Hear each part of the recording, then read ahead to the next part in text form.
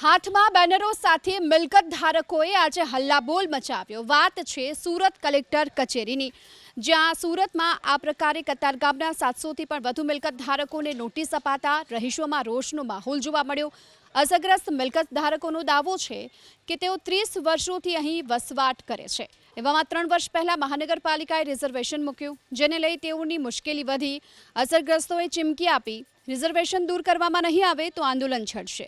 જૂના કતારગામ પોલીસ સ્ટેશનની સિંગણપોર 4 રસ્તા સુધી ટીપી રોડને નડતરરૂપ 700 જેટલી મિલકતોને દૂર કરવા માટે નોટિસ અપાઈ, જેમાં મકાનો અને દુકાનોનો પણ સમાવેશ થાય છે। કોઈ પણ હિસાબે આ રિઝર્વેશન હટાવે હતું નહીં, એ નાખ્યું છે। અને અમે અધિકારીઓ પાસે જઈએ તો અધિકારીઓ એમ કહે છે કે અમે નથી નાખ્યું।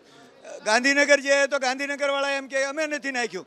તો નાખ્યું છે કોણે? અમે તો એ હોદવી છે કે નાખ્યું એને રિક્વેસ્ટ કરવી કે ભાઈ આ રિઝર્વેશન હટાવો। કોઈ સ્વીકારવાલ નથી કે અમે આ રિઝર્વેશન નાખ્યું છે। અધિકારીઓ એકાબીજાની ઉપર ખો આપ્યા કરે છે ને અમને 2 વર્ષથી આવી રીતના ધક્કા ખવડાવ્યા કરે છે। અમે ધક્કા ખાઈને ઠાકી ગયા છીએ। આજે બીજી વાર અહીંયા પણ અરજી દેવા આવ્યા છીએ, પણ અમારી કોઈ અરજી સાંભળવાલ નથી। અમને આ રીતે કેટલોક ટાઈમ હેરાન કરવાના છે, અમને ખબર નથી પડતી કે આ લોકો કેટલો સમય અમને હેરાન કરશે।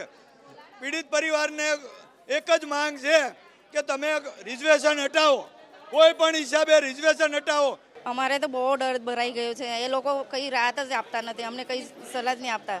રિઝર્વેશન હટાવો અમારી એવી માંગણી છે।